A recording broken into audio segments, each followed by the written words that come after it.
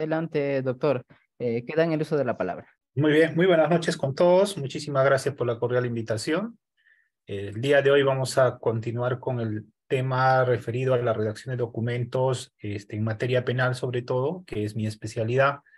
Y para eso vamos a recordar en concreto lo que es el proceso penal y la etapa, ¿no? Porque si no, no vamos a entender. Tal vez hay algunos chicos que todavía están en pregrado y necesitan conocer este tema. Para los colegas que ya ejercen, vamos a también indicar algunas pautas que les pudiese servir. Entonces, para recordar, la clase anterior, yo recuerdo que con ustedes mencioné lo siguiente, ¿no? Esta parte se observa, ¿no? En el proceso penal vamos a tener tres etapas claramente identificadas, que viene a ser la etapa de investigación, la etapa intermedia o fase intermedia y la de juzgamiento.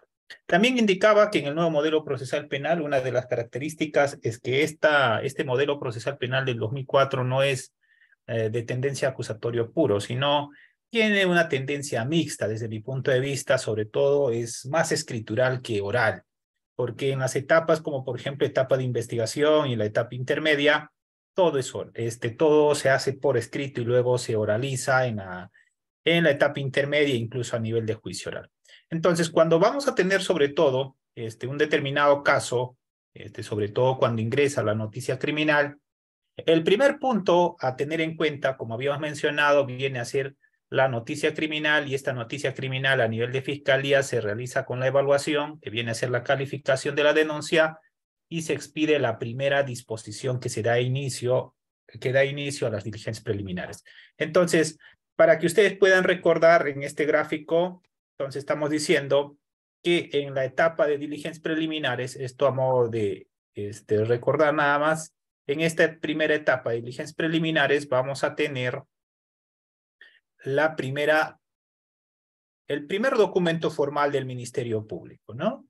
Que viene a ser la disposición de inicio, que ya la semana anterior les indiqué, disposición de inicio de diligencias preliminares, ¿no? Y por parte de la defensa, en este primer momento, lo que tendrá que presentar ante una disposición de inicio de diligencias preliminares será el apersonamiento, ¿correcto? Aquí el abogado defensor tendrá que presentar apersonamiento, es decir, se va a personar ante la fiscalía, apersonamiento, en este caso ante el despacho fiscal que está investigando. El apersonamiento no va dirigido al fiscal directo, sino al despacho fiscal que viene investigando. A modo de ejemplo, también la semana pasada ya mencioné cómo se hace un apersonamiento. Muy bien. Uno de los documentos más importantes, entonces, en el nuevo modelo procesal penal desde el Ministerio Público, viene a ser la disposición de inicio de diligencias preliminares, y para la defensa el primer documento idóneo para tener acceso a la información, poder participar en las diligencias de forma irrestricta, viene a ser el apersonamiento. Pero aquí una nota aparte respecto al tema de la defensa. Si nosotros vamos a tener, por ejemplo, en un determinado caso, vamos a tener, por ejemplo, como fiscalía, póngase cuatro investigados,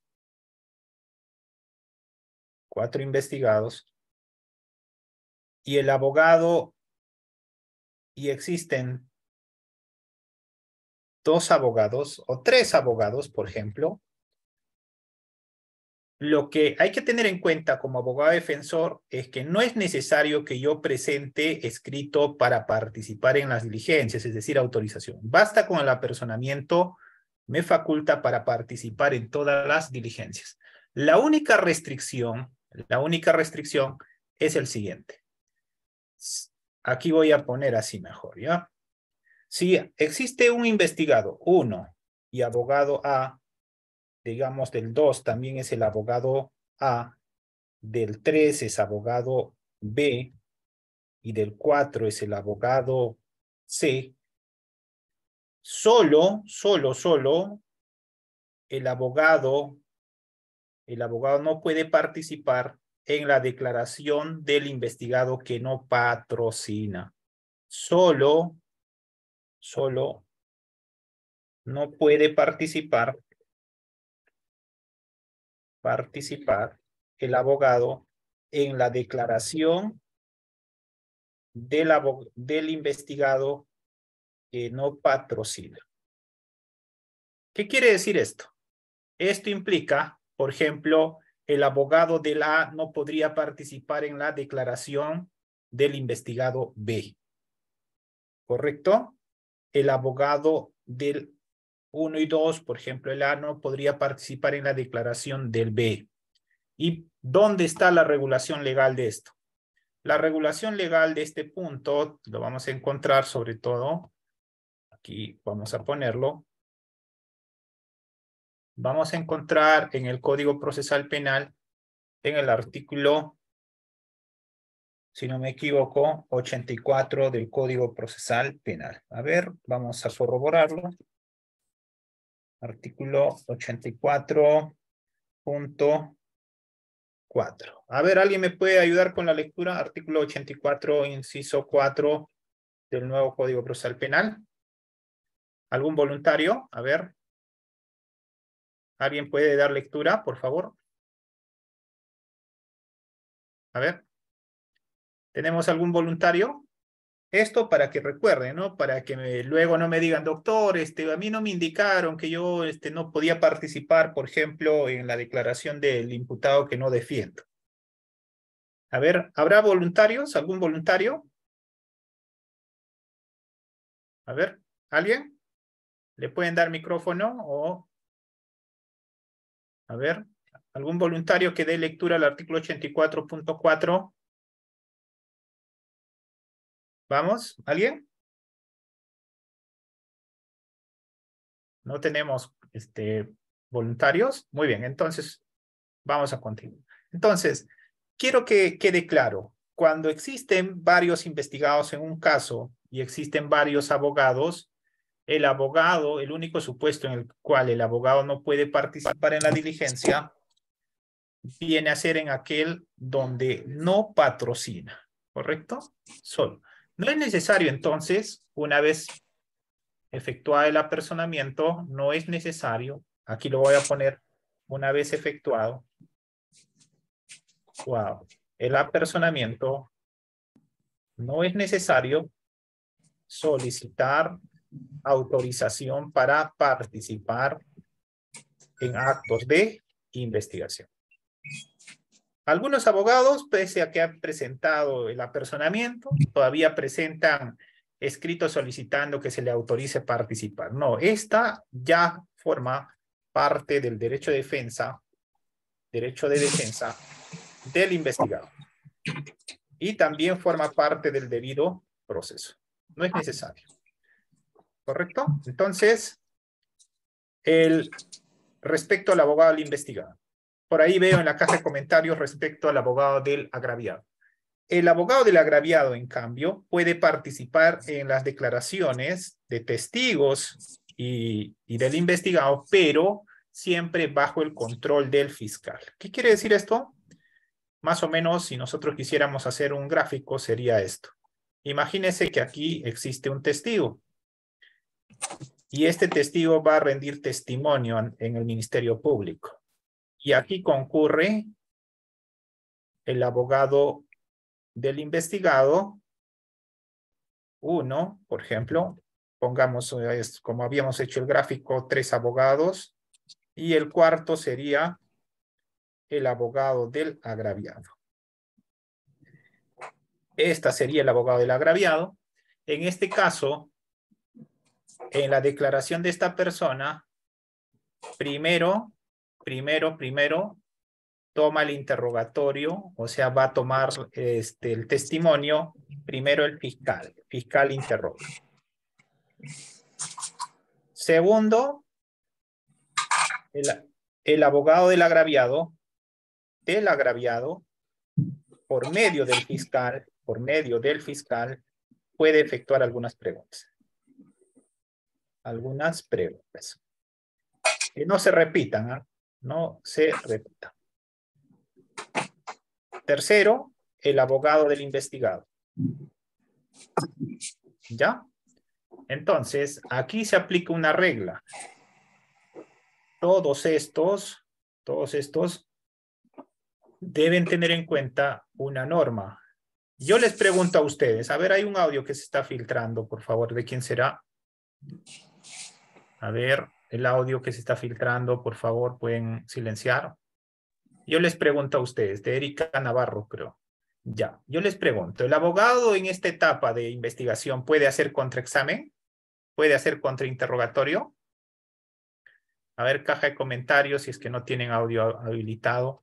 El abogado del investigado en este testimonio que va a obtener de este testigo, ¿puede hacer contraexamen? ¿Puede hacer contrainterrogatorio?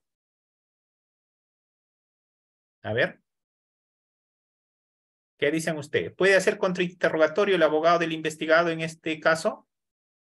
Si esta fuera declaración de Juana Pérez, por ejemplo. El testigo Juana Pérez. Testigo Juana Pérez.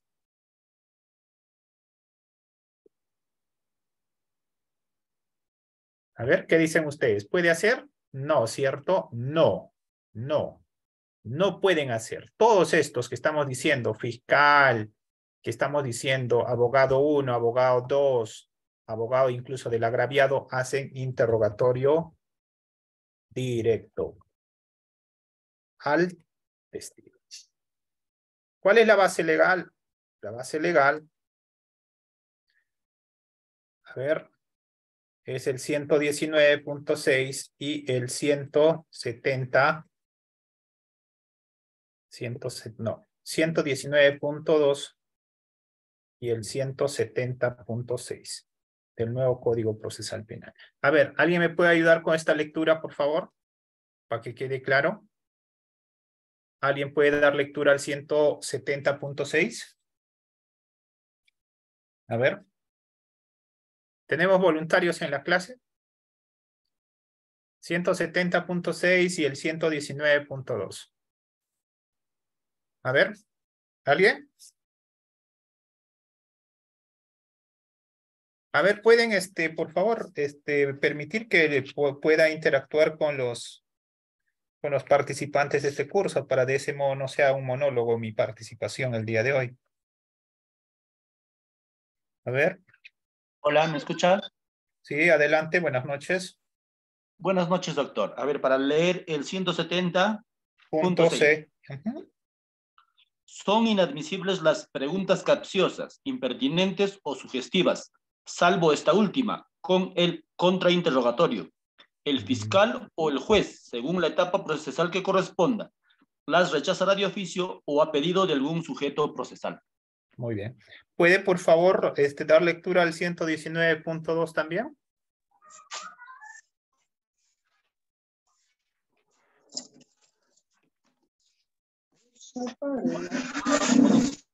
Y a ver. 110.2.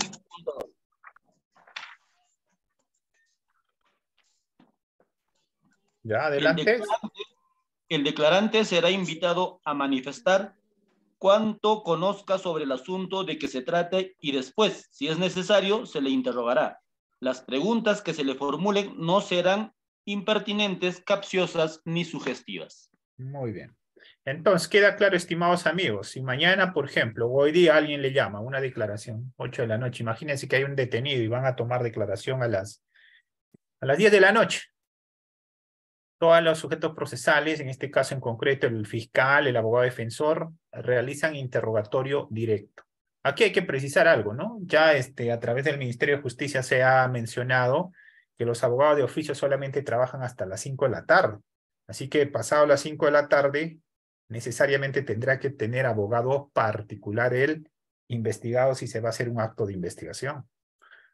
Correcto, lunes a viernes, defensa pública, de 8 a 5 de la tarde. Muy bien. Ahora sí, entonces continuamos. Queda claro esto, ¿no? Entonces, en etapa preliminar, sobre todo en etapa de investigación preliminar, se inicia con la disposición de inicio de diligencias preliminares, el abogado defensor se apersona, no es necesario cuando yo me apersone, como había mencionado, nuevamente presentar un escrito para que el fiscal me autorice participar en las diligencias, por ejemplo, en la toma de declaraciones, como por ejemplo en las constataciones fiscales, policiales que se va a realizar. No, ya automáticamente cuando yo presento mi apersonamiento y esta es acogida por el fiscal, yo tengo todo el derecho a participar ejerciendo el derecho de defensa como parte del debido proceso. Muy bien. Muy bien. Entonces, este primer punto. Segundo, aquí vuelvo. A ver, me dicen que no se escucha. A ver. Sí se escucha, ahí Miriam me dice si se escucha. Habrá que reinicien por favor su equipo tal vez. Entonces, esto en etapa de investigación estamos mencionando concretamente en diligencias preliminares. Primer escrito de la Fiscalía viene a ser disposición de inicio de diligencias preliminares. La semana pasada ya les mostré cómo se hace. Y el primer escrito de la defensa será el apersonamiento. Y aquí justamente les estaba explicando en qué supuestos el abogado defensor tiene no puede participar. El único supuesto en el que el abogado defensor no puede participar es en la declaración del investigado que no patrocina. ¿Cuál es la norma que regula ello, la excepción? Artículo 84, inciso 4, nuevo modelo procesal penal. Alguien más por ahí me indicó, ¿y cuál es el orden de la participación del abogado en una declaración? Ahí mencionaba, primero interroga al fiscal, luego interroga al abogado del agraviado por medio del fiscal, es decir, el abogado de la parte agraviada le va a hacer preguntas por intermedio del fiscal, pero deben ser preguntas que no se repitan, preguntas que no deben ser sugestivas, y finalmente va a preguntar el abogado del investigado.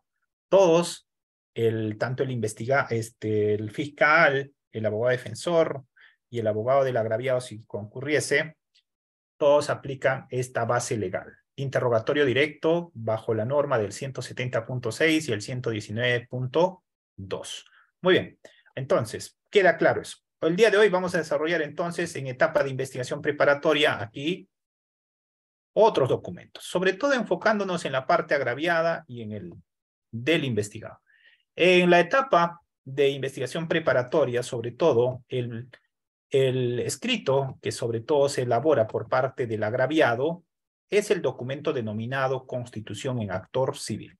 Y este documento, Constitución en Actor Civil, solo se efectúa durante la etapa de investigación preparatoria. Entonces, a modo de ejemplo, voy a indicar aquí, cuando se formaliza investigación preparatoria, formalización de investigación preparatoria, la parte agraviada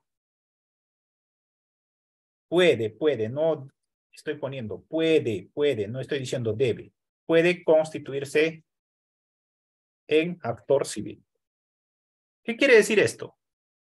Que cuando el fiscal formaliza investigación preparatoria en la parte agraviada, sobre todo para tener legitimidad en ese proceso y poder en su momento pedir una reparación civil por ese hecho delictuoso, puede constituirse en actor civil. Para eso hay que tener en cuenta sobre todo ciertas normas en concreto. En este caso en concreto hay que tener en cuenta que se van a aplicar normas del Código Civil sobre todo, ¿correcto? Pero en el Código Procesal Penal también hay ciertas normas que regulan sobre el tema de la constitución en actor civil. Y sobre este punto vamos a encontrar normas a partir del artículo 98 y siguientes. Artículo 98 del Código Procesal Penal y siguientes, ¿correcto? Y siguientes que van a regular sobre el tema de la constitución en actor civil.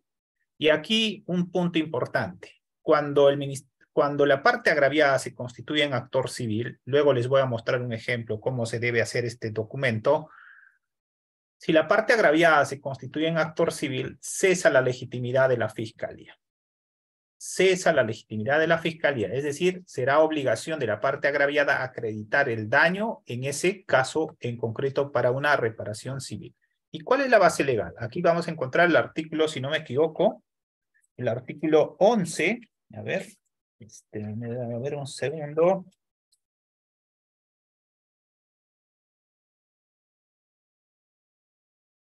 Ajá. Artículo 11. ¿Alguien me puede ayudar con esa lectura? El Código Procesal Penal. A ver, un voluntario o voluntaria. ¿Alguien me puede ayudar con la lectura del artículo 11 para que quede claro? Sí, sobre el ejercicio de la acción civil. ¿Algún voluntario? Solo se constituye... Doctor. A ver, buenas noches, adelante. Doctor. Artículo 11, sección segunda, la acción civil. Artículo 11, ejercicio y contenido. Sí, el primero. Artículo 11, inciso 1. Inciso 1. El ejercicio de la acción civil derivada del hecho punible corresponde al Ministerio Público y especialmente al perjudicado por el delito.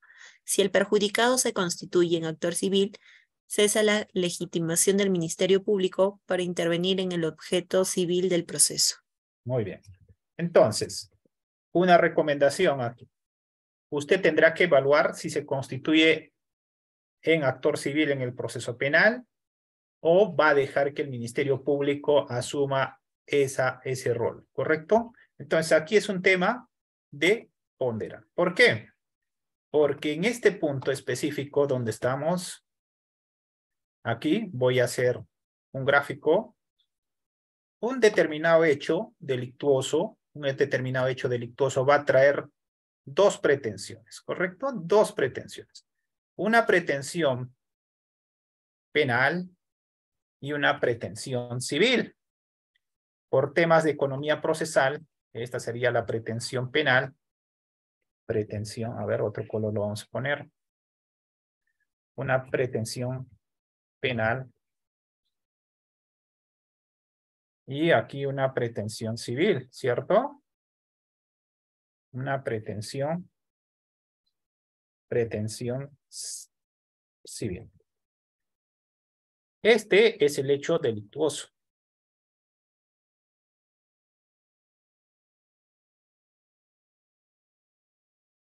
Sobre este primer punto de la pretensión penal, es monopolio del Ministerio Público. Solo Ministerio Público tiene esta facultad. Ministerio Público.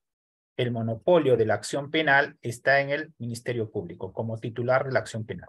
Esta de la pretensión civil, entonces, estamos mencionando, puede ejercerlo el agraviado o en su defecto Ministerio Público. Ministerio Público o en su defecto el agraviado, ¿no?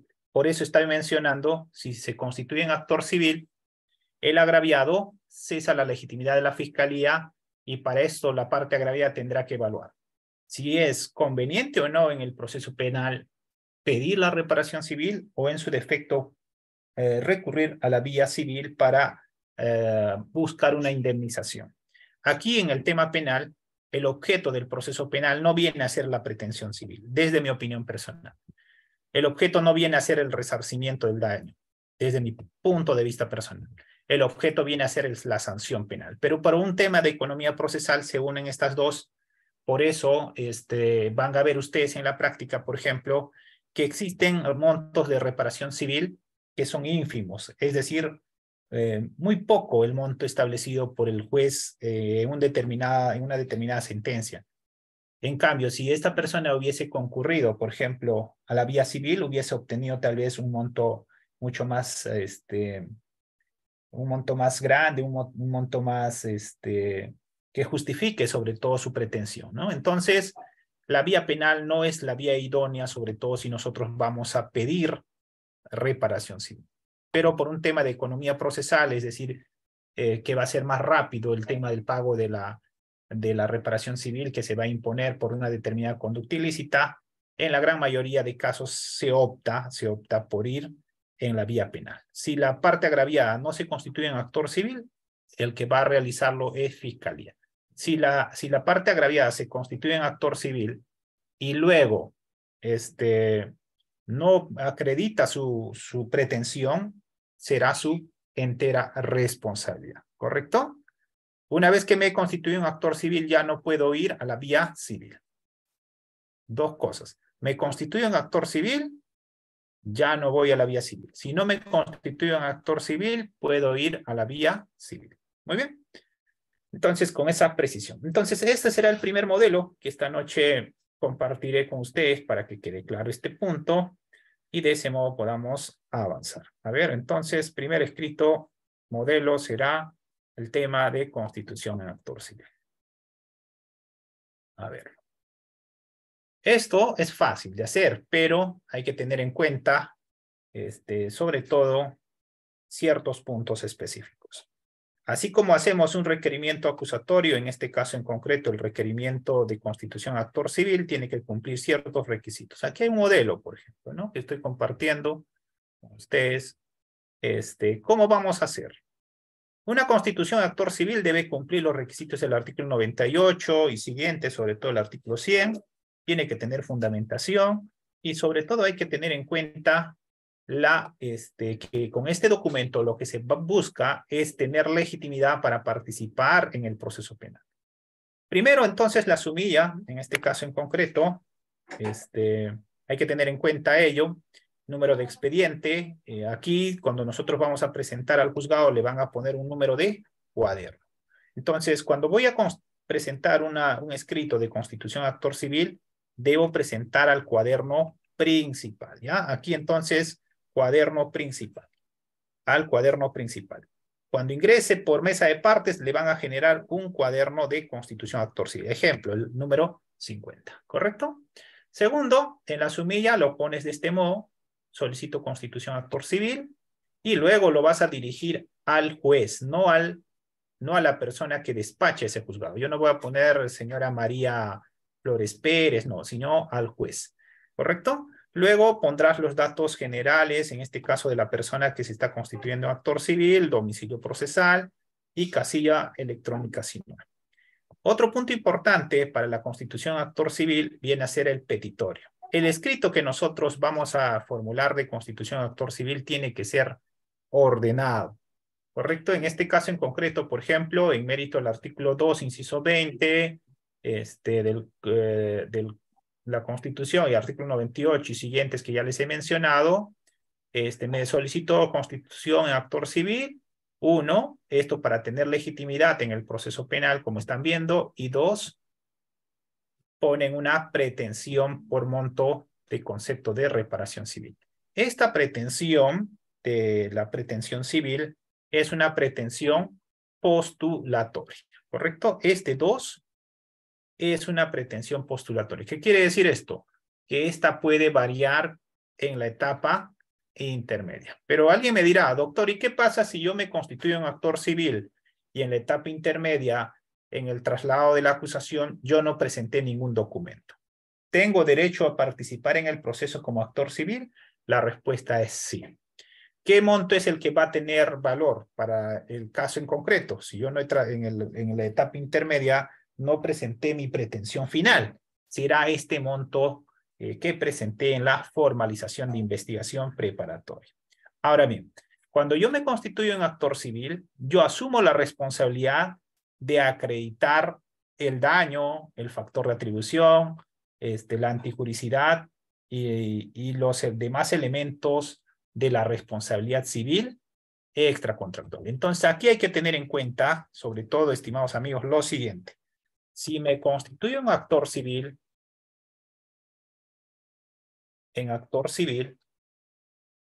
tengo la responsabilidad de acreditar,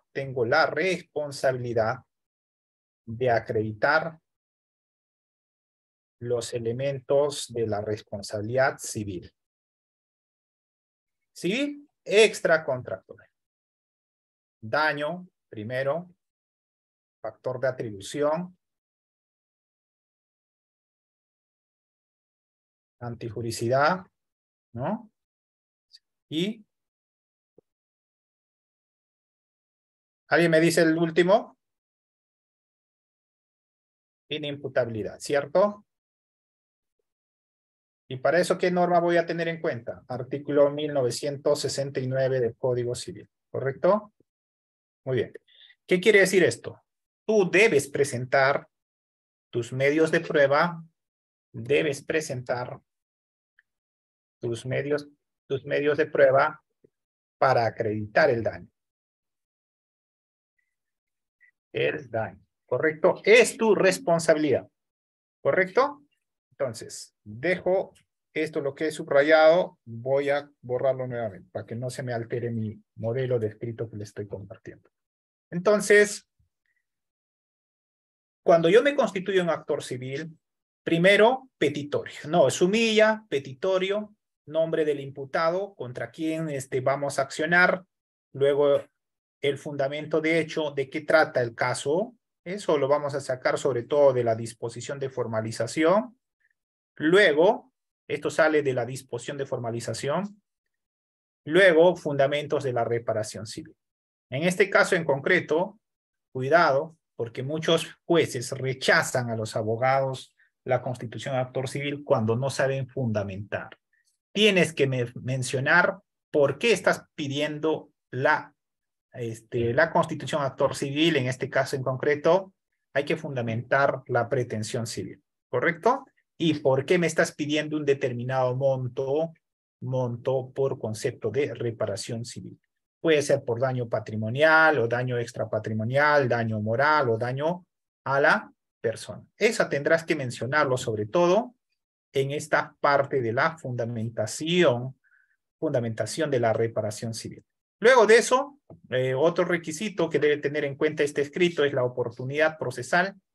Esta oportunidad procesal implica que solo me puedo constituir, aquí lo voy a poner para que no se me olviden, y luego lo borro, solo procede constitución en actor civil en etapa de formalización de investigación preparatoria. Regla general. Pero, hay una excepción. ¿Alguien me dice la excepción? A ver. Excepción. ¿Alguien? Micrófono abierto. La excepción. En procesos inmediatos, me puedo constituir en actor civil antes de la audiencia de proceso inmediato. ¿Correcto? Doctor, ¿y si fuera acusación directa? También, antes de que se debata la acusación directa, te puedes constituir en actor civil. Pero tienes que presentarlo tú escrito. Esta no se realiza de forma oral. Por eso les mencionaba, en el nuevo modelo procesal penal, todo es escrito. Yo no voy al juez y le digo, señor juez, yo quiero constituirme en actor civil. No, señor, usted presente por escrito su pretensión y luego oralice. Muy bien. Entonces, la regla general en la etapa de formalización de investigación preparatoria, la excepción en procesos inmediatos, antes de la audiencia de proceso inmediato y en acusación directa también. Muy bien, entonces, pum, lo borro nuevamente ese punto.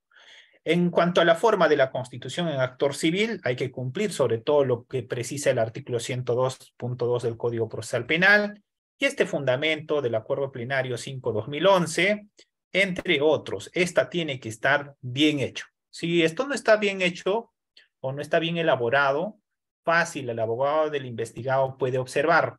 Tiene que tener un procedimiento, un formato, tiene que fundamentarse, tiene que justificarse por qué está pidiendo constitución de actor civil. La constitución de actor civil, en pocas palabras, es para tener legitimidad en el proceso penal. Es decir, tengas derecho a participar en el proceso, a objetar, derecho a presentar tus medios de prueba, derecho a pedir un acto de investigación, el derecho a pedir una indemnización en un determinado momento. ¿Correcto? Entonces, el cuarto o el sexto punto, ya como séptimo, creo que lo estoy colocando en esta, va a estar referido a los fundamentos de derecho. Los fundamentos de derecho está referido concretamente al amparo legal que le vas a dar a ese escrito. En este caso en concreto, por ejemplo, lo puedes colocar de este modo. El artículo 92 del Código Penal señala la reparación civil se determina conjuntamente con la pena. Ya les había indicado, esto se debe sobre todo por un tema de economía procesal, ¿correcto? Segundo, el artículo 93 del Código Penal, que menciona la reparación civil, comprende la restitución del bien, o si no es posible, el pago de su valor y la indemnización de daños y perjuicios. Cuando vamos a hacer este tipo de escrito, lo que tenemos que saber es si es un tema de responsabilidad civil contractual o extracontractual, si es de daño patrimonial o extrapatrimonial. Eso es lo que tienes que conocer. En otras palabras, lo que nos está diciendo el litigio en el nuevo modelo es, no basta ser penalista, hay que conocer también derecho civil, ¿correcto? Hay que conocer derecho civil. Y recuerden que el derecho penal nace sobre todo de las figuras del derecho civil y luego del derecho constitucional, que es la base, ¿no? Muy bien. Entonces, hay figuras que tenemos que dominar, sobre todo como abogados, y nosotros vamos a defender a una persona que es agraviada, normas del Código Civil, porque en el nuevo modelo procesal penal se aplica supletoriamente también normas del Código Procesal Civil y Civil, ¿correcto? Supletoriamente. Muy bien. El otra norma que vamos a ejercer sobre todo es esta del artículo 11 del Código Procesal Penal que les mencionaba, que el ejercicio de la reparación civil derivada de un hecho punible corresponde al Ministerio Público y especialmente a quien se encuentre perjudicado por ella, ¿no? Cuando se constituye la parte agraviada, cesa la legitimidad de la Fiscalía, y el otro está referido al artículo 98 del Código Penal, Código Procesal Penal, que hace mención a la acción reparatoria, ¿no? Muy bien, esta viene a ser entonces el escrito de constitución actor civil, y luego hay que acreditar también con documento la legitimidad. No cualquier persona puede constituirse en actor civil. Tienes que adjuntar documentos que acrediten que tienes legitimidad para ese caso, ¿no?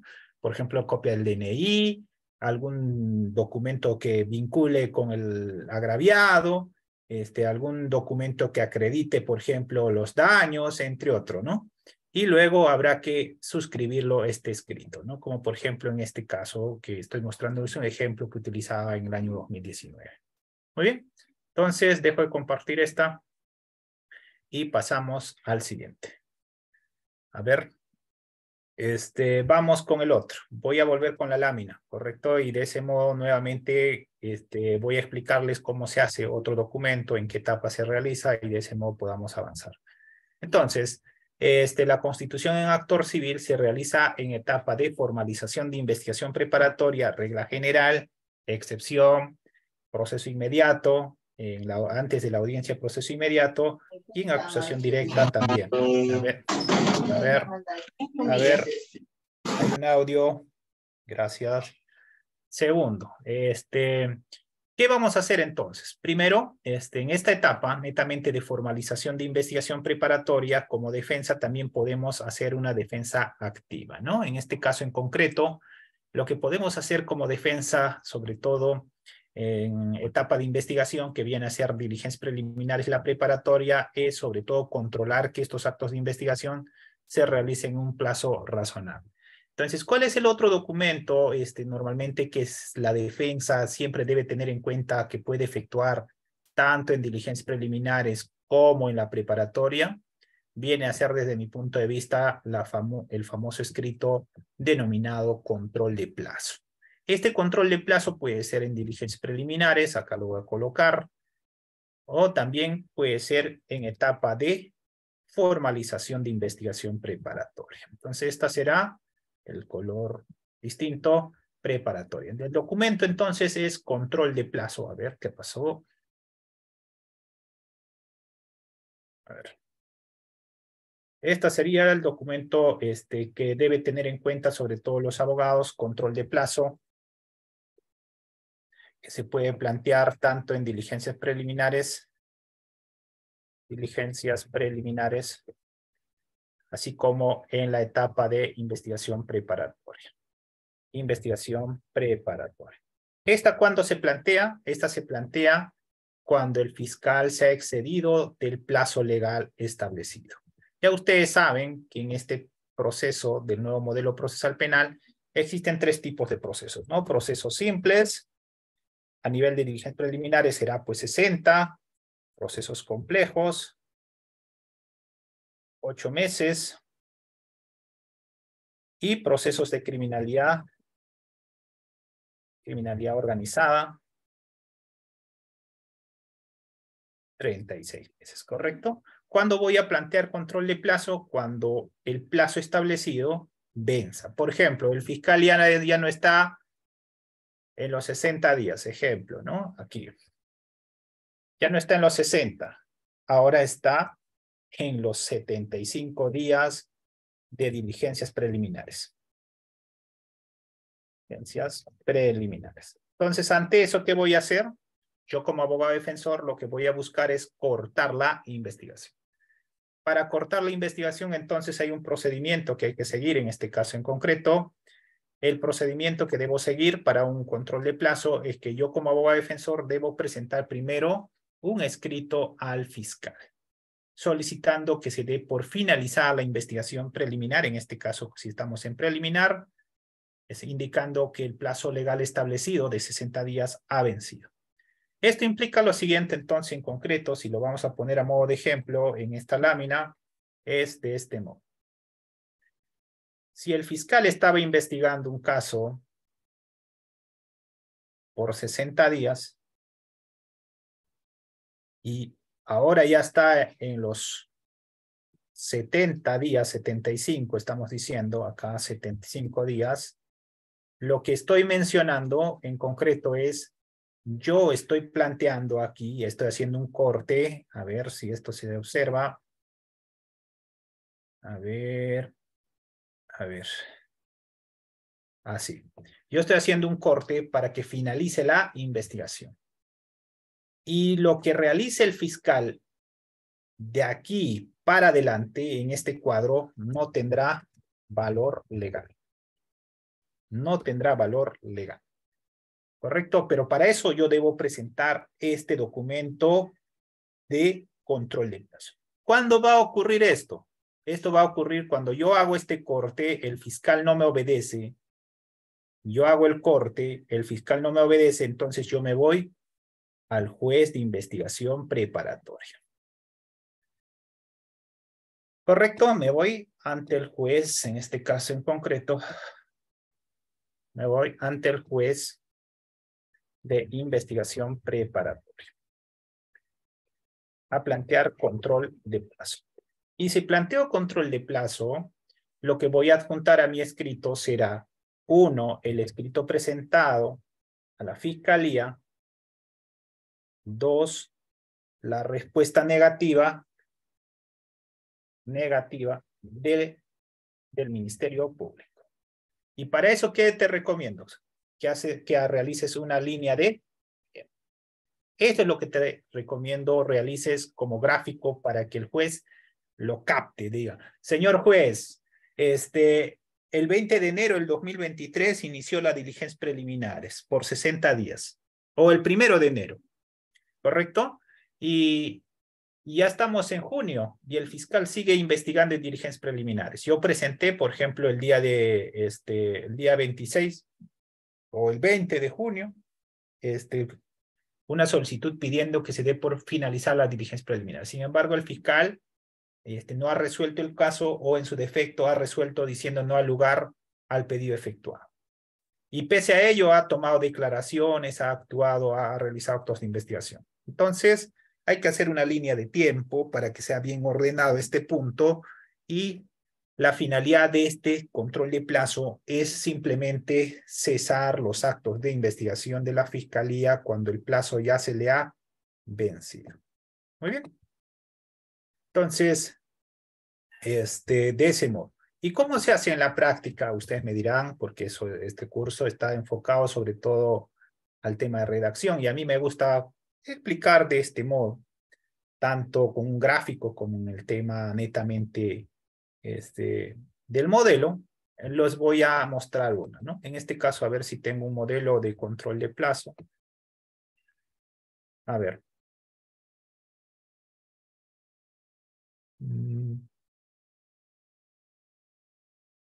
Bueno, tenemos una resolución judicial, ¿no? Ya, ustedes también pueden hacerlo, es fácil esto. Pero pueden ver, por ejemplo, un caso emblemático aquí, por ejemplo, el control de plazo, efectuado en este expediente 280-2017, control de plazo de diligencias preliminares, caso Fuerza Popular, por ejemplo, un caso bien conocido en nuestro medio, donde se plantea el tema del vencimiento del plazo de investigación y la Sala Penal Nacional, en este caso en concreto, declara fundado, ¿no? Aquí hay que explicar, pues, ¿no? Justamente lo que estamos indicando, que el plazo establecido por el fiscal ha vencido y que por tanto corresponde realizar el corte de la investigación. Mira, por ejemplo, acá si ustedes observan, a ver, la parte resolutiva, ¿ves? Declarar fundado la solicitud de control de plazo deducida por la defensa técnica y dar por concluida la investigación preliminar, debiendo el fiscal emitir pronunciamiento que corresponda. Entonces, puede haber algunos casos que, por ejemplo, ustedes pueden ganar planteando un aspecto formal, es decir, el fiscal no ha recabado todos los datos para formalizar, o en su defecto ha formalizado y no ha realizado actos de investigación, y por tanto no va a tener suficientes elemento de convicción o medios de prueba para acusar, por tanto tendrá que sobreseer si están en etapa de formalización, pero si están en diligencias preliminares puede disponer, por ejemplo, el archivo del caso en diligencia preliminar. Muy bien, entonces de ese modo. Dejo de compartir esta para que de ese modo también se entienda. Vamos con el otro. Entonces, otro escrito que se realiza por la defensa y en común es el tema de control de plazo. Control de plazo. El mecanismo es, primero se presenta al fiscal. El fiscal tiene 5 días para que se pronuncie y si no lo hace, presenta usted al juez. Ese es el camino que debe seguir. Vamos con el tercero. Llamamos tercero. Ahora sí, importantísimo, sobre todo para fiscalía, ¿no? A ver, acusación, ¿no? O prórrogo. A ver, vamos con prisión preventiva, antes de eso, ¿ya? A ver, acusación, requerimiento. A ver, acusación fiscal. Ya, vamos con acusación fiscal. Pero para explicar este punto de la acusación fiscal, será necesario también explicarles previamente lo siguiente. En el proceso penal, solamente, aquí vuelvo, en el proceso penal solamente se realizan actos de investigación en esta etapa que se denomina investigación preparatoria. ¿Qué quiere decir? Que se subdivide en dos, diligencias preliminares y la preparatoria propiamente dicha. Vencida este plazo, el fiscal tiene que emitir pronunciamiento de fondo. Entonces, si nosotros quisiéramos hacer un modelo, a ver, ¿dónde está aquí? A ver, investigación preparatoria. Vamos aquí, formalización, ya. Creo que aquí puedo hacer un gráfico. A ver. Si estamos en etapa de formalización de investigación preparatoria, el fiscal tiene lo siguiente, tiene la siguiente opción. Esta es la preparatoria.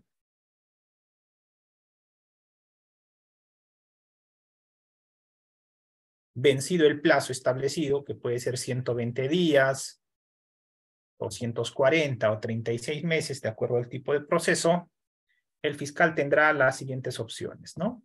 Primero, formular Disculpe, acusación. doctor, no está compartiendo las PPTs. A ver, ya, entonces ahora lo hago. A ver. Ajá, yo pensé que estaba compartiendo. Muy bien, ¿lo observa? Sí, ¿no? Ya, muy bien. Ahora sí, doctor. Muy bien, entonces estaba mencionando, el fiscal una vez que formaliza la investigación preparatoria una vez que formaliza y culmina la etapa de investigación, va a culminar con una disposición. Aquí da un corte, ¿ya? Un cortecito va a dar que se denomina disposición de conclusión de investigación preparatoria.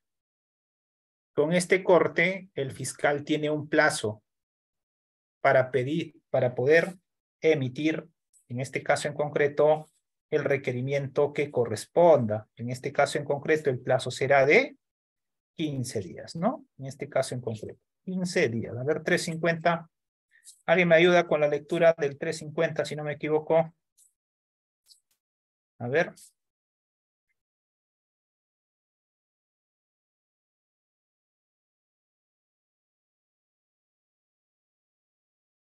A ver, culminar la etapa de investigación.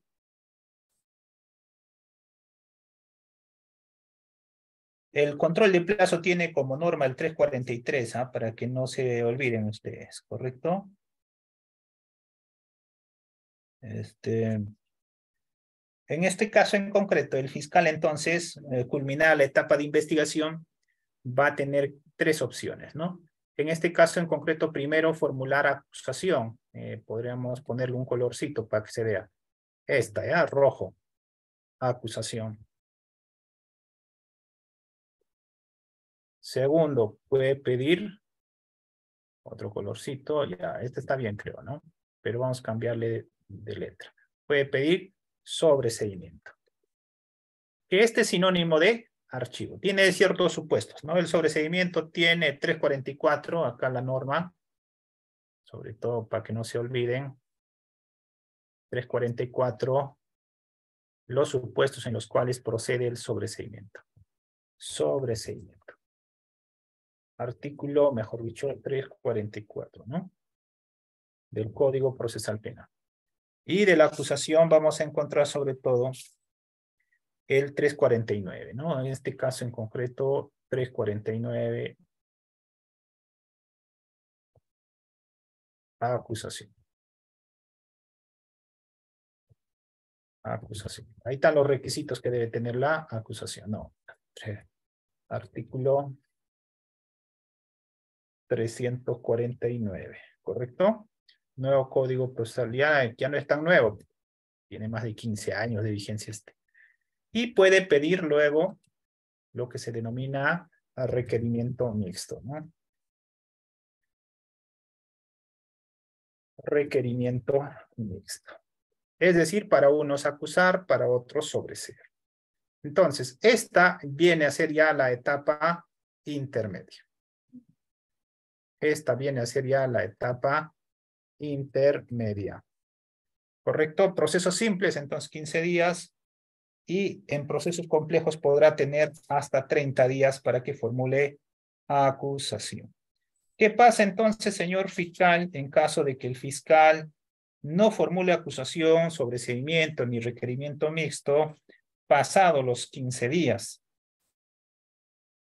Si eso fuera el supuesto, trae una responsabilidad funcional para el fiscal. ¿Qué quiere decir esto? No caduca el plazo para acusar, no caduca el plazo para formular un sobreseimiento, pero conlleva una responsabilidad funcional para el fiscal, ¿correcto? En este caso en concreto, hay que tener en cuenta ese punto específico. Algunos dirán, el fiscal no acusa pese a que ya pasó 2, 3 meses. ¿Y qué pasó con el fiscal? ¿Ya caducó la acusación? ¿Ya caducó el sobreseimiento? No, no, no. Solo trae como consecuencia ese punto una responsabilidad funcional para el fiscal en ese caso en concreto. ¿Qué quiere decir? Control interno le puede abrir investigación y sancionarle por ese punto concreto. Muy bien. Entonces, ese viene a ser de ese modo. Aquí, sobre todo, hay que mencionar lo siguiente. En esta etapa, sobre todo de etapa intermedia, la defensa también puede plantear diversos tipos de escritos, dependiendo del tipo de requerimiento. Si es acusación, puede hacer observaciones a la acusación, observación formal o sustancial. También, si formula acusación, por ejemplo, puede plantear un criterio de oportunidad, puede plantear lo que se denomina principio de oportunidad dentro del plazo de los 10 días que tiene cuando le corre traslado de acusación, ¿correcto? También en esta etapa, el abogado defensor puede plantear una improcedencia de acción o otro tipo de medio técnico de defensa, como el sobreseimiento. Entonces, existen varias opciones que el abogado tiene, sobre todo en etapa intermedia, cuando el fiscal emite un determinado pronunciamiento.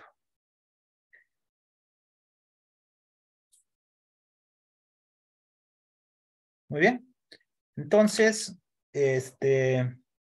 esa viene a ser etapa intermedia y para eso les voy a mostrar cómo se hace el escrito de la acusación. Pues, ¿no? De la acusación. Y tal vez, si nos da tiempo, el escrito del sobreseimiento. Dejo de compartir esto y compartiré otro modelito para ustedes. Acusación fiscal, ¿no? Esto ya es una técnica que se utiliza sobre todo si nosotros trabajamos fiscalía. Esto quiere decir que si somos asistente en función fiscal o somos fiscales, debemos dominar el tema, ¿no? Cómo se hace una acusación. Y dentro de eso, a ver, hay un audio. Hay un audio. Por favor, el audio. A ver.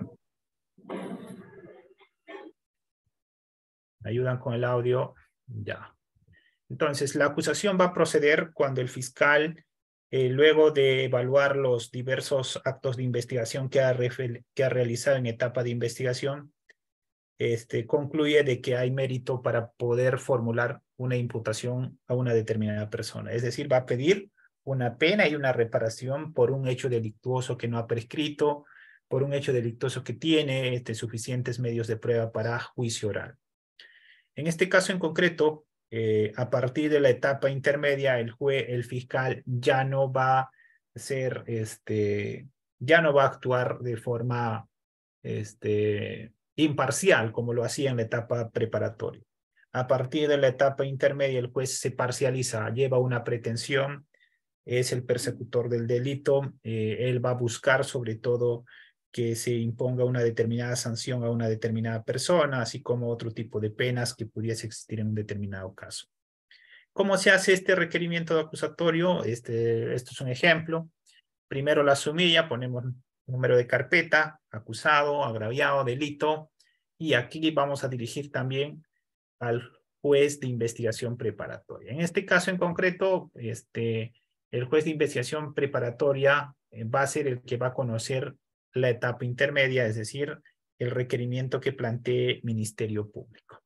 El otro punto importante para hacer una acusación es tener en cuenta el petitorio, ¿no? ¿Qué es lo que yo pido en concreto al fiscal, en este caso como fiscal al juez? En este caso en concreto, en mérito a esta norma, el decreto legislativo 052 y el artículo 349 sobre todo, se formula acusación contra una determinada persona donde vamos a pedir pena y reparación civil y si hubiese inhabilitación u otro tipo de penas para cada caso en concreto. El tercer punto entonces, primer punto petitorio, aquí sobre todo ya en el fondo, hay que tener en cuenta los datos, en este caso los datos del investigado. Esta parte de los datos del investigado lo vamos a sacar de la formalización de investigación preparatoria. Hay que tener mucho en cuenta, sobre todo cuando los abogados cambian de domicilio procesal o el investigado cambia de abogado, sobre todo para no afectar su derecho de defensa, ¿no? Hay que revisar bien en la carpeta las notificaciones, los escritos que se ha proveído. Y como esta es como una plancha que vamos a sacar sobre todo de la formalización y hay que señalar domicilio, datos de identificación, edad, nacionalidad, nombre de sus padres, domicilio, estatura, DNI, celular de contacto, correo, nombre del abogado, entre otros. Y luego también hay que colocar quién es el agraviado en este caso en concreto, ¿correcto? Datos del agraviado, hay que precisar del mismo modo, identificación plena con número de DNI y sobre todo, en este caso en concreto, hay que precisar lo siguiente. En algunos lugares, como por ejemplo en la selva peruana, no existen domicilios como en las ciudades, es decir, no tenemos pues Avenida El Sol 1045, sino dice anexo tal sin número. Cuando ocurre esto, sobre todo una recomendación para mis amigos de la fiscalía, que son asistentes y también fiscales, hay que tener el acta de constatación domiciliaria efectuada por personal policial. Si tú no pones ese dato del domicilio real en esta parte de los datos personales del acusado, el juez te lo va a rechazar la acusación. Porque va a decir, primero subsana. ¿Dónde va a notificarse al señor? Ya, muy bien, tiene el domicilio de su abogado, pero yo necesito saber dónde es su domicilio real. Entonces, para que no les pase esa contingencia aquí, yo te recomiendo acta de constatación de domicilio, acta de constatación de domicilio. ¿Esto quién lo tiene que hacer? La policía tiene que realizarlo. ¿Y dónde lo vas a ordenar que la policía realice esto? En la preparatoria. Vas a sacar una providencia o disposición fiscal ordenando que la policía realice una constatación del domicilio del investigado, señalando suministro eléctrico o señalando servicios básicos, pongamos. ¿No? Servicios básicos como luz, agua, y aunado a eso le vas a pedir vista fotográfica y croquis. Yo le pido así. Entonces, de este modo la policía me va a ayudar Me va a decir, vive en el anexo tal, ahí está el anexo, va a ser su planito, además va a tomarle una foto a la casa, al servicio básico que tuviese, por ejemplo, mínimamente servicio de electricidad, ¿no? Y eso lo voy a adjuntar en el requerimiento acusatorio como anexo. Y aquí cuando voy a poner datos, voy a poner domicilio tal conforme al croquis que se adjunta. ¿Correcto? Muchos problemas, sobre todo los asistentes tienen cuando no señalan domicilio exacto, señalan anexo tal, calle sin número, entonces el fiscal en la audiencia va a tener un grave problema, no va a poder absolverlo. Esto tiene que estar señalado de forma clara. Si hubiese responsabilidad civil del tercero, también hay que precisar los datos de la responsabilidad del tercero civil responsable, y para esto hay que precisar también que el tercero civil responsable no ingresa automáticamente al proceso. El tercero civil responsable ingresa a través de una audiencia que debe plantear el fiscal en etapa preparatoria ante el juez de investigación preparatoria, y esta debe ser admitida. ¿Correcto? El tercero civil responsable no ingresa automáticamente al proceso. Luego, el otro punto importante viene a ser el hecho atribuido, en este caso en concreto, ¿qué es lo que se está investigando a este señor, ¿no? O a esta señora? Y el hecho tenemos que dividirlo aquí en el hecho debe dividirse en tres partes. Dividir en tres partes. ¿Cuáles son esas tres partes? Circunstancias precedentes, esto es en pocas palabras el hecho anterior.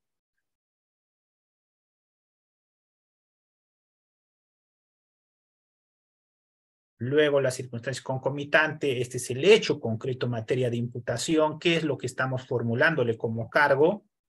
Esta, a ver dónde está, circunstancia concomitante, esta es el corazón de la acusación fiscal. En esta tiene que estar circunscrita en tiempo, modo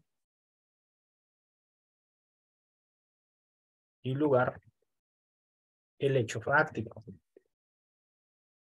subsumido en un determinado tipo penal. Imputación concreta. Este es el corazón. Esto es lo más importante de la acusación, porque esto tiene que ser materia de probanza en juicio oral. No la circunstancia precedente, tampoco la circunstancia... Y luego viene la otra circunstancia, esto sería la de circunstancia posterior, ¿no? ¿Qué pasó luego del hecho? Esto no es materia de probanza. ¿Correcto? El hecho materia de probanza es circunstancia concomitante. Por eso muchísimos colegas, sobre todo abogados, en etapa de la pandemia han discutido sobre esto, ¿no? Todo el mundo le gustaba hablar de imputación concreta en etapa intermedia, ¿no? Y esto tiene que ver con una garantía también para el justiciable, es decir, para el procesado, porque ¿de qué me voy a defender? Yo tengo que saber el hecho circunscrito en lugar, tiempo y modo de cómo se ha cometido el delito. Eso tiene que imputarme fiscalía. Fiscalía. Luego viene, como otro punto de la acusación, los elementos de convicción. Estos elementos de convicción sirven simplemente para vincular a una persona en el evento criminal. ¿De dónde lo voy a sacar, doctor, esto? Estos elementos de convicción se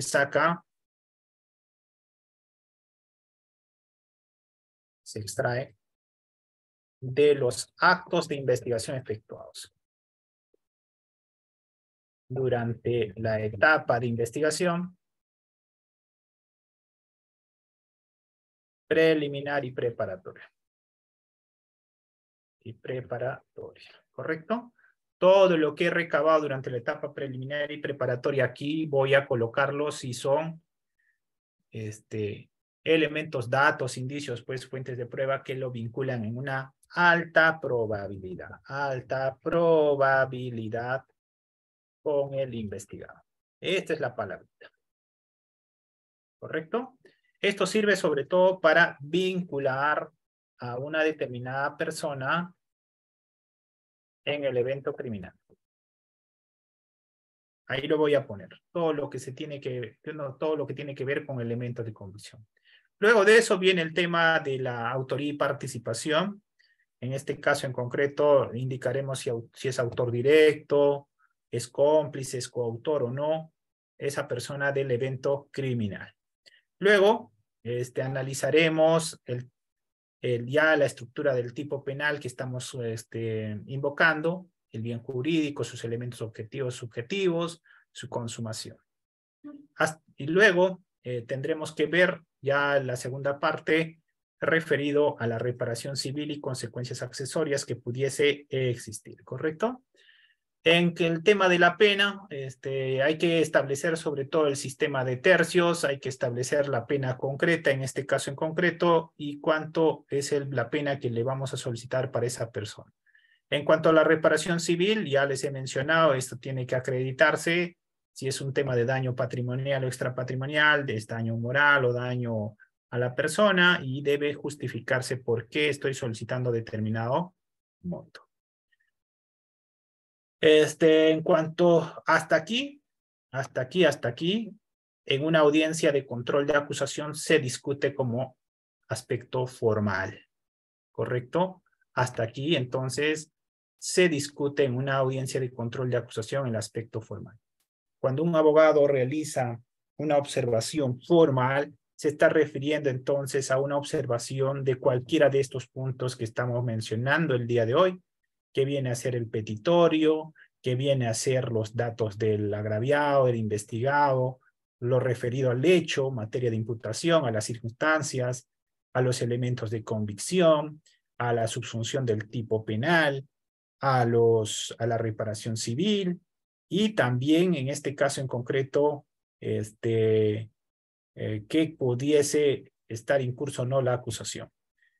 En una audiencia de control de acusación, entonces se discute esa primera parte, y si esa parte es saneada, luego se pasa con la segunda parte que vienen a ser los medios de prueba. En este caso, cuando vamos a ofrecer medios de prueba, vamos a ofrecer órganos de prueba personal, documental y material, siempre mencionando estos requisitos: utilidad, pertinencia y conducencia para el caso en concreto. Y finalmente mencionaremos un requerimiento acusatorio, si existe o no medida coercitiva de carácter personal para una determinada persona. Es decir, ¿está preso la persona o no está preso?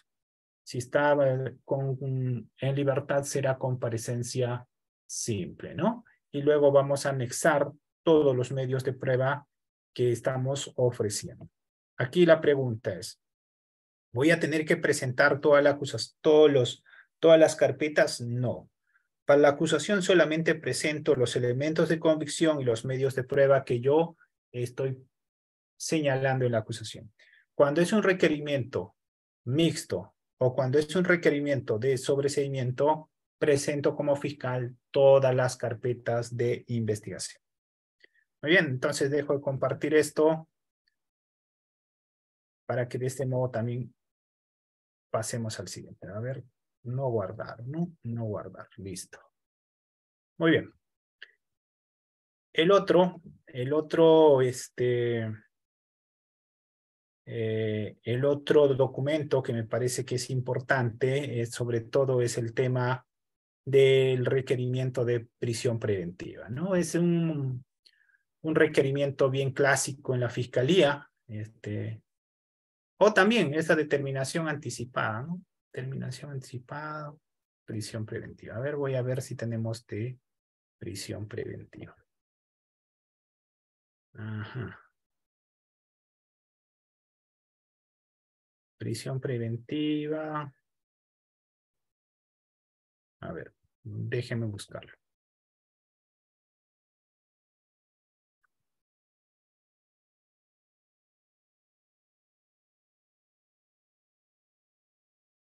Prisión preventiva. Prisión preventiva.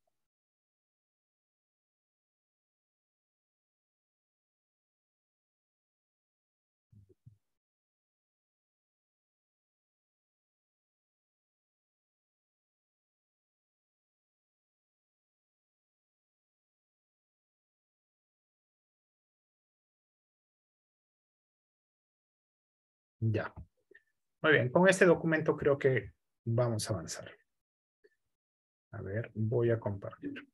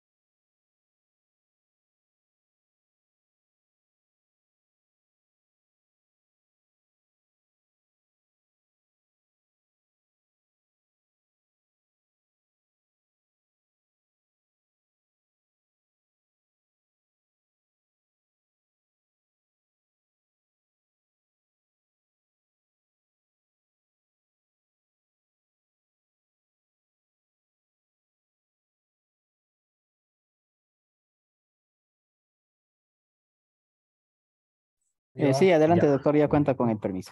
Ya, muy bien. No, sino que apreté un botón que no correspondía, por eso me había salido del Zoom. Muy bien, entonces estaba mencionando la prisión preventiva, primero, acá a ver dónde está nuestra lámina. Ya, esta vamos a abrirlo, ¿ya? Para que quede claro. A ver, si no yo les pregunto a ustedes, ¿hasta qué etapa procesal se puede pedir prisión preventiva? A ver, ¿hasta qué etapa del proceso puedo pedir prisión preventiva? Hasta la etapa intermedia, doctor. Buenas noches. Buenas noches. A ver, ¿todos están de acuerdo hasta la etapa intermedia? A ver. ¿Todos están de acuerdo que es hasta la etapa intermedia? A ver, estas son las tres etapitas, ¿no? Tres etapas del proceso. Etapa de investigación, etapa intermedia y juicio oral. Vamos a ponerlo rojo. A ver, ¿qué dicen ustedes? A ver, los escucho. O si no, los leo en caja de comentarios. ¿Hasta qué etapa del proceso penal se puede pedir prisión preventiva?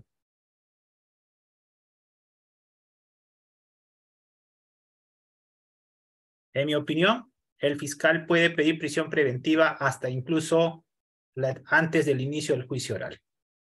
Hasta antes del inicio del juicio oral. Doctor, ¿y qué pasa si el fiscal falla? ¿En cuántas ocasiones puede pedir prisión preventiva? Puede pedir en reiteradas ocasiones. Si falla, puede reiterar. Sería tan malo, pues, ¿no? Un fiscal le declaran infundada 1, 2, 3, en la cuarta sigue, ¿no? Ya, mejor ya no pidas, porque la prisión preventiva afecta un derecho fundamental referido a la libertad de tránsito de una persona. Entonces, aquí sobre todo, la más común es que en esta etapa de preparatoria, sobre todo en esta etapa, los fiscales piden prisión preventiva. Con una finalidad específica, dos en concreto, ¿no? ¿Qué viene a hacer? Garantizar el éxito del proceso, o sea, los actos de investigación. Y dos, asegurar la permanencia del investigado para la eficacia de la sentencia, ¿no? ¿Correcto? Entonces, la prisión preventiva, desde mi opinión personal, se puede pedir hasta antes del inicio del juicio oral, porque ya si inicia el juicio oral, el juez va a establecer ya la obligación, en este caso en concreto, de que el acusado comparezca a todas las audiencias o en su defecto, si no comparece, lo va a declarar reo contumaz y va a ordenar su captura nacional o internacional, de acuerdo al caso en concreto que estemos, ¿no? Muy bien. Entonces, la prisión preventiva viene a ser uno de los escritos que normalmente la fiscalía utiliza para restringir libertad de tránsito de una persona, ¿no? Dejo de compartir esto. Los requisitos de la prisión preventiva, ustedes lo van a encontrar 268, si no me equivoco. A ver, un audio, hay un audio. 268 del Código Procesal Penal viene a ser la base legal de la prisión preventiva, ¿no? En este caso, en concreto, 268, ¿no? Presupuestos de la prisión preventiva. ¿Correcto? Segundo, entonces dejo de compartir esto para irme al modelo. En el modelo, a ver, vamos. ¿Cómo se hace una prisión preventiva? Les he dicho que, en mi opinión, el fiscal puede pedir prisión preventiva hasta el inicio, hasta antes del inicio del juicio oral. Esto quiere decir que puede pedir en etapa de formalización, de investigación preparatoria y también en la etapa intermedia. Cuando yo voy a pedir una prisión preventiva, del mismo modo que otros escritos, debo estructurarlo bien esto, porque luego este documento que yo voy a presentar, que se llama requerimiento de prisión preventiva, va a ser trasladado a la contraparte, es decir, va a ser trasladado al abogado defensor del investigado o investigados para que puedan absolver. Este documento también acredita lo que ya mencioné al inicio de este curso, de que en el nuevo modelo procesal penal no todo es escrito, no todo es oral. Al contrario, en el nuevo modelo procesal penal, primero todo se presenta por escrito y luego se oraliza. Y esto es, por ejemplo, una clara evidencia de ello. ¿Qué datos voy a colocar en este caso en concreto si yo voy a hacer una prisión preventiva como fiscal? Primero la sumilla, ¿no? En este caso en concreto, carpeta, número de expediente. El expediente va a ser el que va a generar, sobre todo el cuaderno, el juzgado. El nombre del investigado, el delito, el agraviado, la sumilla, requerimiento de prisión preventiva. La prisión preventiva se presenta ante el juez de investigación preparatoria, ¿correcto? Entonces voy a poner los datos del fiscal. Esto sí, preciso, solo el fiscal provincial firma disposiciones y requerimientos, no el fiscal adjunto. El requerimiento de prisión preventiva debe cumplir ciertos presupuestos, como son grave fundados elementos de convicción, pena superior a los 4 años, peligro procesal, proporcionalidad y duración de la medida. Como voy a hacer un requerimiento de prisión preventiva, esta va a variar, sobre todo en cuanto al tema de la duración de la medida, de acuerdo al tipo de proceso. Es decir, voy a tener procesos simples, por ejemplo, puedo pedir 9 meses, procesos complejos, puedo pedir 18 meses, y en procesos de criminalidad organizada incluso hasta 36 meses. Entonces, el plazo de la duración de la medida varía de acuerdo al tipo de proceso. Segundo punto. Para poder elaborar un buen requerimiento de prisión preventiva, hay una técnica. ¿Cuál es la técnica? La técnica es que estos datos, como por ejemplo datos de identificación del imputado, se sacan de la formalización de investigación preparatoria. Cuando yo voy a pedir, a ver, me permiten un segundo, ¿ya? Voy a tomar un poquito de agua.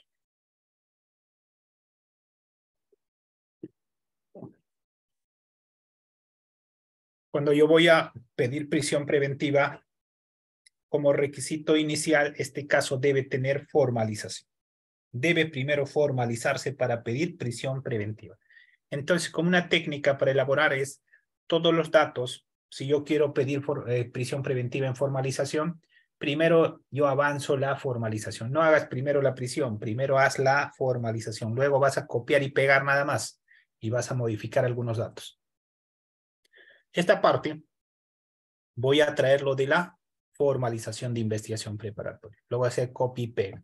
Hecho imputado, también lo voy a hacer. A ver, ¿qué está pasando aquí? Hecho imputado, también lo voy a traer de la formalización de investigación preparatoria. Algunos me dirán, doctor, ¿y en la prisión preventiva se puede discutir el hecho fáctico? Desde mi opinión personal, no. Porque el hecho fáctico está establecido como hecho postulatorio de la Fiscalía en la formalización de investigación preparatoria. Si yo quiero cuestionar el hecho fáctico, por ejemplo, si no constituye o no delito, tendré que plantear un medio técnico de defensa a la formalización de investigación preparatoria. En este caso en concreto, será una improcedencia de acción, por ejemplo, ¿no? Entonces, ese punto de aquí, del hecho fáctico, para poder hacer fácil un requerimiento acusatorio, lo voy a traer del hecho fáctico de la formalización de investigación preparatoria. La calificación jurídica, esta viene a ser, de cierto modo, la subsunción del hecho al tipo penal, es decir, encaja, y esta debe encajar perfectamente en un tipo penal señalado por el legislador como conducta prohibida, ¿correcto? La fundamentación fáctica jurídica lo vamos a señalar en qué consiste ese delito, así como lo están viendo ustedes, y luego vamos a desarrollar si tiene algún verbo rector, ¿no? Bien jurídico, algún verbo rector, la conducta, entre otros, y luego empezamos con los presupuestos de la prisión preventiva. Los presupuestos de la prisión preventiva son formales, son 3. Graves fundados elementos de convicción, pena superior a los 4 años y peligro procesal. Los 2 presupuestos adicionales, proporcionalidad y el tema de duración de la medida, son presupuestos establecidos ya desde la doctrina, la jurisprudencia sobre todo, jurisprudencia, casación, moquego y otros, ¿no? Aquí, sobre todo, una recomendación para mis amigos, sobre todo del MP. Si yo quiero ganar un caso de prisión preventiva, en este punto hay que tener en cuenta lo siguiente. A ver, si puedo... A ver, esto lo voy a dejar un ratito. Ya dejo de compartir y les voy a mostrar lo siguiente. A ver, esta...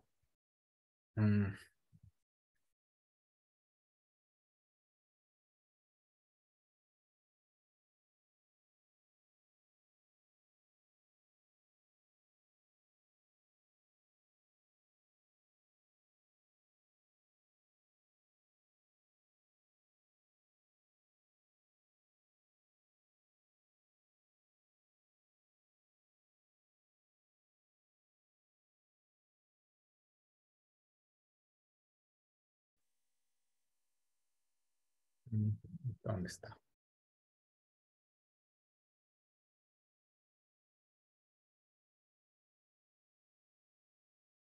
Ya, esta les voy a mostrar. Entonces, cuando yo voy a estar en una audiencia, voy a mostrarles esta. Cuando yo voy a estar en una audiencia, voy a redactar un documento en este caso, un requerimiento de prisión preventiva, voy a tener que cumplir estos presupuestos, ¿no? Grave fundados elementos de convicción, pena superior a 4 años, peligro procesal, proporcionalidad y el tema de la duración de la medida. Ahora bien, en el primer punto que estaba mencionando, primer presupuesto, graves fundados elementos de convicción, una técnica, estimados amigos, sobre todo fiscalía, es lo siguiente. Hay que tener en cuenta esto. Si me dicen graves fundados elementos de convicción, lo que debo hacer... A ver, ¿dónde está otra? A ver, les voy a mostrar otra lámina que tengo. Ya con los de pregrado estamos haciendo uno más diseñado. A ver, deme un segundo. A ver, ¿dónde está esto? A ver.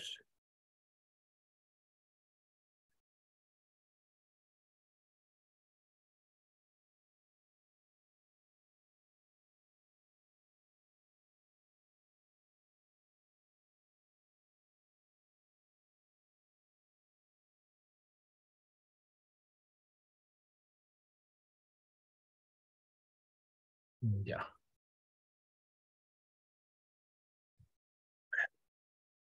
Ya, con esta mejor les voy a explicar.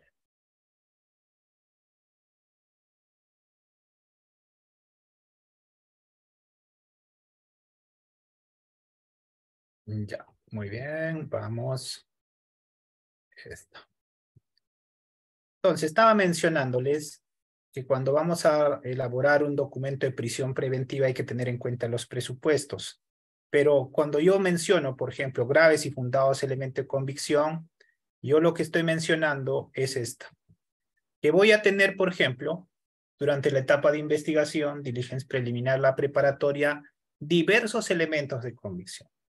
De esos diversos elementos de convicción, yo como fiscal debo escoger los más graves. Y para este punto específico, lo que estoy mencionando es, para mí como fiscal, todo este grupo serían los elementos de convicción. Pero no voy a llevar cualquier elemento de convicción, voy a llevar solamente los graves. Y los graves serían, en este caso en concreto, estos círculos de color rojo. Entonces, si yo voy a desarrollar el primer presupuesto de la prisión preventiva como fiscal, debo llevar los graves, aquellos que me dan o que me den como resultado una alta probabilidad de la comisión de esa persona en el evento criminal. Si yo llevo solamente elementos de convicción, me está dando una posibilidad. Si fuera así, el abogado me va a ganar. El abogado me va a decir, no lo vincula en una alta probabilidad, porque yo necesito para una prisión preventiva una sospecha grave. Entonces yo como fiscal, lo que debo hacer es escoger de este grupo de elementos de convicción que tengo los más graves, es decir, los rojitos me lo voy a llevar para el primer presupuesto de la prisión preventiva, porque tiene que existir una sospecha grave. Probabilidad. Entonces, ¿qué voy a hacer? Escojo los graves. En este ejemplo, por ejemplo, lo que voy a hacer es escoger los graves elementos de convicción y llevarlo para el primer presupuesto. Si estuviéramos en un caso, por ejemplo, de un delito de violación sexual en estado de inconsciencia, voy a hacer lo siguiente. Voy a establecer de este grupo, elementos de convicción, lo siguiente. Voy a señalar cuáles son estos fundados elementos de convicción y cuáles son esos graves elementos de convicción. En este primer punto, fundados elementos de convicción, podría ser la pericia psicológica, la foto, la declaración de la gravedad. ¿Esto me sirve para una prisión preventiva? Sí me puede servir, pero le dan una posibilidad. Pero si estoy en violación sexual y estoy en inconsciencia, serán graves elementos de convicción, por ejemplo, un resultado de una pericia de alcoholemia, será importante tener, por ejemplo, una pericia toxicológica, por ejemplo, un certificado médico legal, un certificado de dosaje etílico, una pericia de restos de ADN, entre otros, que me van a dar en una alta probabilidad de que esa persona ha participado en el evento criminal. Entonces, recomendación sobre todo para mis amigos de la Fiscalía, hay que llevar los graves que dan una alta probabilidad de esta persona de haber participado en el evento criminal. Si nosotros regresamos, nuevamente dejo de compartir, a ver cuál era mi diapositiva. A ver.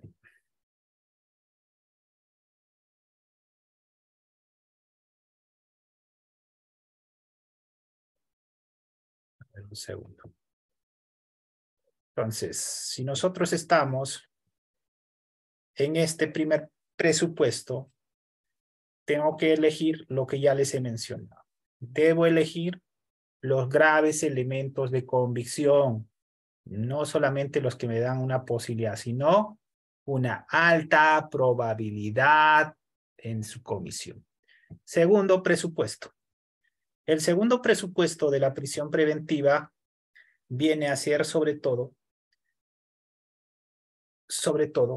la pena superior a 4 años. Este presupuesto implica sobre todo en un requerimiento de prisión preventiva hacer el sistema de tercios. ¿Qué quiere decir? Vamos a más o menos establecer cuánto de pena probable le va a corresponder a esta persona luego del proceso, es decir, luego del juicio oral a esta persona. Si, por ejemplo, tenemos una pena de 6 a 10 años, o hecho pasivo propio en el ejercicio de la función policial, podríamos establecer fácilmente en cuál de estos tercios está esta persona. Por ejemplo, podemos decir que la pena que le correspondería a esta persona luego del juicio oral, una vez que se establezca una sentencia, estará, por ejemplo, entre 6 años a 7 años 4 meses, que es el tercio inferior. O podríamos indicar, si tiene antecedentes, agravantes y atenuantes, tercio intermedio, 7 años 4 meses a 8 años 8 meses. Y si tiene agravantes, de 8 años a 8 años, de 8 años 8 meses a 10 años. Este es un tema netamente matemático. Sobre este punto yo personalmente daría una sugerencia a los abogados que es sobre este punto de la pena, no pierdan esfuerzos en una prisión preventiva, porque este es un tema normativo, es una valla normativa. Muy bien, dejo de compartir esto, vuelvo nuevamente a mi lámina para explicarles el siguiente. El otro punto importante viene a ser el tercer presupuesto, ¿no? En este caso en concreto, el corazón, ¿no? Y el corazón de una prisión preventiva viene a ser el peligro procesal. Por eso este gráfico que yo les muestro es para mis alumnos de pregrado, pues ya estos chicos que ahora están preparándose ya salen, pero directo para luchar en el ring, pero ya saben cómo deben hacerlo, ¿no? Entonces, el corazón de la prisión preventiva no viene a ser los graves fundados elementos de convicción. El fundamento de la prisión preventiva viene a ser el peligro procesal, ¿correcto? Peligro procesal. El abogado tiene que enfocarse a acreditar el arraigo de calidad sobre este tercer presupuesto que viene a ser el peligro procesal. Y el peligro procesal se subdivide en dos. En este caso en concreto se subdivide en peligro de fuga y peligro de obstaculización. El fiscal, cuando va a hacer el requerimiento acusatorio, dejo de compartir esto, justamente va a tener que elegir en este punto, a ver, no sé si se está compartiendo, a ver, está prisión. Cuando yo voy a hacer el tercer presupuesto de la prisión preventiva, yo como fiscal voy a elegir si yo voy por el tema de peligro de fuga o por peligro de obstaculización. Y para eso hay una técnica. Yo, a lo menos, durante el tiempo que estoy ya en fiscalía, he establecido que los fiscales debemos llevar indicadores para cada uno de estos presupuestos, sobre todo del peligro procesal de fuga o de obstaculización. ¿Qué quiere decir esto? Que con cada subindicador voy a acreditar cada uno de los presupuestos. Yo no lo voy a hacer una sábana. En este caso en concreto voy a hacer por subindicadores. Subindicador de pena, subindicador de daño, subindicador, por ejemplo, a ver dónde está, de arraigo.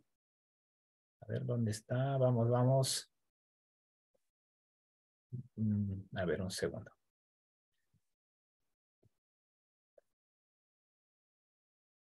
Entonces, vamos a trabajar sobre todo en el peligro procesal aquí, el peligro de fuga y peligro de obstaculización. Aquí está.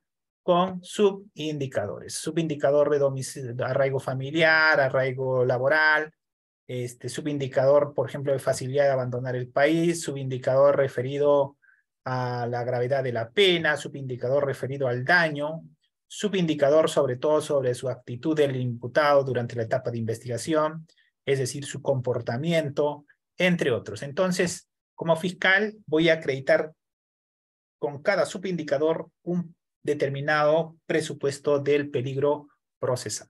Y el segundo, si fuera peligro de fuga, recuerden, peligro de fuga es el 1, y el 2 sería peligro de obstaculización. Para el peligro de obstaculización también puedo trabajar como fiscal con subindicadores. Cuando voy a hablar de peligro de obstaculización, debo recordar en concreto que esta persona va a obstruir los actos de investigación o en su defecto va a intimidar a testigos o peritos para que puedan, para que no concurran a la etapa de investigación, a declarar o en su defecto cambien de versión. Esa debo acreditar sobre todo cuando yo voy a debatir sobre el peligro de obstaculización. Entonces aquí también trabajo sobre todo con subindicadores. Dejo de compartir esto y vuelvo a la lámina para explicarles este punto específico. Entonces, cuando voy a trabajar con peligro procesal, debo recordar como fiscal sobre todo por cuál de los dos voy a optar. Voy a optar por el peligro de fuga y cuando voy a optar por peligro de fuga estoy haciendo mención sobre todo a los arraigos. En cambio, cuando voy a optar por peligro de obstaculización, voy a optar por el hecho concreto de que el investigado va a obstruir los actos de investigación o en su defecto va a intimidar a testigos o peritos para que no se comporten en forma correcta o cambien de su versión o no concurran a la fiscalía a declarar, ¿correcto? Esa viene a ser el peligro de obstaculización. Entonces, En el peligro de fuga vamos a analizar diversos arraigos, familiar, laboral, domiciliario, arraigo de bienes. Pero aquí, sobre todo, hay que tener en cuenta que este punto, arraigo familiar, laboral, lo que sea, el que tiene que acreditarme es la defensa. Es la defensa. Fiscalía va a decir, no tiene arraigo de bienes, no tiene arraigo familiar, no tiene arraigo laboral. Defensa tiene que acreditar que sí tiene arraigo esa persona. Por eso, en una audiencia de prisión preventiva, el papel de la defensa es importantísimo. Si un abogado va sin tener documento idóneo para acreditar el arraigo en una audiencia de prisión preventiva, lamentablemente va a perder el caso. Así de fácil, va a perder el caso. Una audiencia de prisión preventiva se debate sobre documentos y el peligro procesal viene a ser el punto más importante en una audiencia de prisión preventiva porque esta no se presume, esta debe acreditarse con dato objetivo. Y yo no lo digo, ahí están las sentencias que ustedes están observando, tanto de la Corte Interamericana de Derechos Humanos como sentencias del Tribunal Constitucional Peruano. Por eso el corazón de una prisión preventiva es el peligro procesal. Muy bien, dejo de compartir esta y avanzo con el tema del requerimiento. Entonces, en el requerimiento ya hemos visto grave fundado ese elemento de convicción, pena superior a 4 años, hemos visto peligro procesal y el cuarto viene a ser el tema de proporcionalidad. El tema de proporcionalidad es un principio que se aplica, sobre todo no solamente para el derecho penal, ¿no? Sino también para otras ramas. Bajo este principio de proporcionalidad, todos los funcionarios y servidores públicos debemos enfocar nuestra actuación en cualquier entidad que elaboramos. La proporcionalidad para la prisión preventiva implica, sobre todo, lo siguiente. Implica el análisis de 3 subprincipios. Implica el análisis, sobre todo, del principio de necesidad, en este caso en concreto, de afectar un derecho a la libertad de tránsito de una determinada persona. También implica el análisis de otro subprincipio, idoneidad. ¿Existe o no otros medios idóneos que puedan garantizar la permanencia de una determinada persona en una determinada localidad o lugar? ¿O no existe para ese caso en concreto? Y el otro que viene a ser el tercero, concretamente de proporcionalidad propiamente dicha, ¿no? En este caso, si nosotros estamos haciendo mención a este cuarto presupuesto, sobre todo, estamos haciendo mención a lo que nosotros estamos viendo en este momento, que viene a ser sobre todo esta, ¿no? Donde está proporcionalidad, a ver,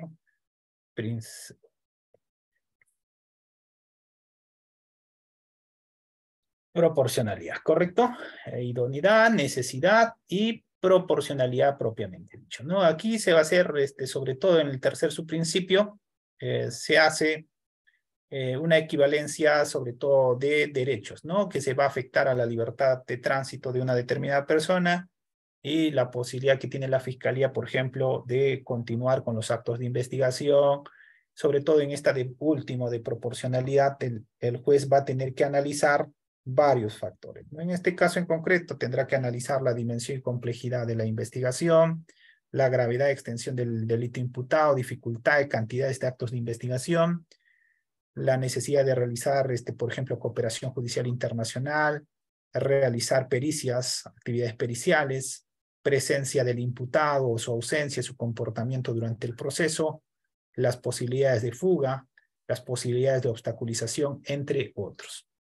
Y como último presupuesto, vamos a tener sobre todo esta de la duración de la medida que viene a ser el plazo de la prisión preventiva. Entonces, en un requerimiento de prisión preventiva, el último presupuesto también tenemos que justificarlo, indicando por qué vamos a pedir, por ejemplo, 4 meses, 5 meses, 18 meses o 36 meses, de acuerdo al tipo de proceso. Y finalmente, tenemos que nosotros adjuntar los elementos de convicción. Por eso mencionaba que una audiencia de prisión preventiva es una audiencia documentada. Es decir, debemos presentar documentos, ya sea como fiscalía o como defensa, y la defensa debe entender de que una audiencia de prisión preventiva es una audiencia donde se va a debatir sobre todo con arraigo de calidad. Aquel abogado que no entiende este punto de que el abogado defensor debe llevar arraigo de calidad, ya sea arraigo de bienes, arraigo familiar, arraigo laboral, lo que sea, desde mi punto de vista va a perder la audiencia de prisión preventiva. Muy bien, entonces hasta aquí mi participación con este tema de la prisión preventiva. Dejo de compartir esto y a ver cómo vamos con el tema del tiempo. Creo que entramos ya a la ronda de preguntas, ¿no? A ver. Sí, creo que entramos ya a la ronda de preguntas, nos quedan unos minutos. Si hubiese alguna pregunta, lo voy a absolver. A ver, ¿hasta aquí alguna pregunta? A ver, José, buenas noches. Ahí José tiene la mano alzada. Buenas noches, doctor. ¿Me escucha? Adelante. Doctor, una consulta. Cuando el agraviado, a consecuencia de un accidente de tránsito, está internado en el hospital, el fiscal solicita su manifestación, pero a consecuencia del golpe, no puede escuchar. Yo, como abogado, podría solicitarle al fiscal que me haga las preguntas por escrito. ¿Es factible eso, doctor? Gracias. No. Primero, no sé qué fiscal será eso. Primer punto que hay que tener en cuenta, estimados amigos, tanto para el investigado como para el testigo, es que la persona esté en sus cabales. 2, que tenga estabilidad emocional. Si esta no tiene estabilidad emocional, por ejemplo, está asustado el testigo o el investigado, el fiscal no debe tomar o no debe recabar su testimonio de esta persona. Que el fiscal le va a dar por escrito para que responda, no. La declaración tiene que ser en forma oral y los abogados tienen la oportunidad de participar en esa declaración.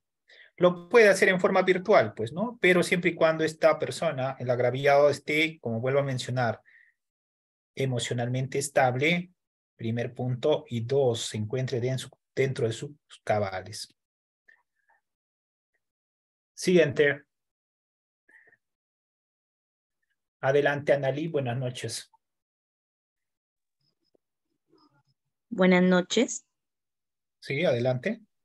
Buenas noches, doctor. Una consulta bastante puntual. Usted habló que la prisión preventiva podría solicitarse hasta antes del inicio de juicio oral. Entiendo, no sé si no me quedó claro, entiendo que es hasta antes de la audiencia de control de acusación o puede ser hasta después de la audiencia de control de acusación, pero antes de la instalación de juicio oral. Ajá. Sí, yo dije, en mi opinión, puedo pedir como fiscal prisión preventiva hasta antes de la instalación de juicio oral. ¿Correcto? Hasta antes. En este caso en concreto tendré que acreditar pues el peligro de fuga, el peligro de obstaculización que ya les he mencionado. ¿Correcto? En etapa intermedia también se puede solicitar, pero el momento idóneo es preparatorio. ¿Ya? Preparatorio.